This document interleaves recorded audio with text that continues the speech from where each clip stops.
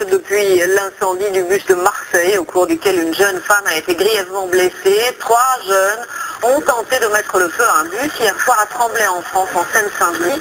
Les quelques passagers qui se trouvaient dans le véhicule sont immédiatement descendus. Le chauffeur, bien que choqué, a réussi à maîtriser les flammes. En réaction, 450 chauffeurs de bus de la région de France appliqueront à partir de 20 h ce soir leur droit de retrait pour 24 heures, notamment en Seine-Saint-Denis, dans le Val d'Oise et en Seine-et-Marne. Alors essayons justement de comprendre qui sont ces émeutiers, mineurs ou pas, et d'où ils viennent. Bien souvent ce sont des jeunes désœuvrés, sans emploi, sans structure familiale ou scolaire. Les médiateurs ou les éducateurs ne parviennent pas à les remettre dans le système. Patrick Ninine et Sébastien Maloiseau en ont rencontré certains près de Villepinte. Écoutez leur témoignage. On l'appelle Cité de la Paix. Depuis une semaine, des jeunes émeutiers s'affrontent chaque soir avec des policiers. Les patrouilles ne sont jamais bien loin. Ils cherchent quoi? Ils cherchent quelque chose, là. J'en ai plus la journée, il y a le boulot, qu'est-ce que vous voulez qu'on fasse? Maintenant, un jour, on arrive, on se fait contrôler, c'est la pression, toute l'année, c'est comme ça. Ça dure des années. Et aujourd'hui, toutes les cités, ils vont commencer à se réveiller. Les faits de notes aboutissent à des déchaînements de violence dans leur cité, sur leur territoire. Parfois, c'est la voiture de leurs propres parents qui est brûlée. Ces jeunes expriment une même colère, chacun se dit victime de la même exclusion.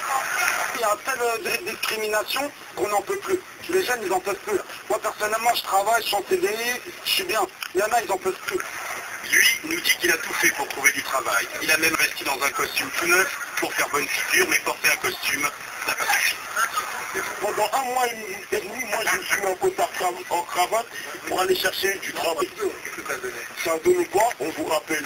Et on connaît la chanson. Une frustration qui engendre une colère aveugle.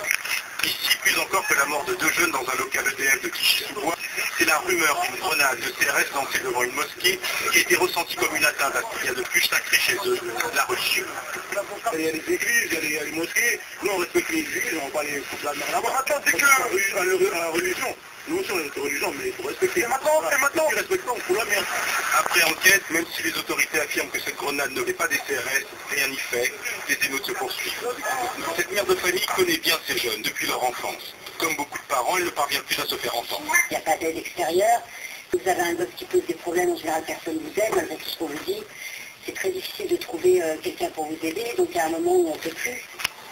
Aucune organisation délinquante derrière ces métiers, aucune idéologie. Ils expriment seulement leur colère face à une injustice et une exclusion qu'ils ressentent. Le mal-être des banlieues ne date pas d'aujourd'hui. Depuis des années, les cités sont touchées par une urbanisation sauvage, un grand mélange de populations mal intégrées et évidemment un fort taux de chômage. Selon un récent rapport de l'Observatoire des zones urbaines sensibles, 21% de la population de ces quartiers en âge de travailler est sans emploi. L'enquête de Florence Lecnec et Pascal Marcelin.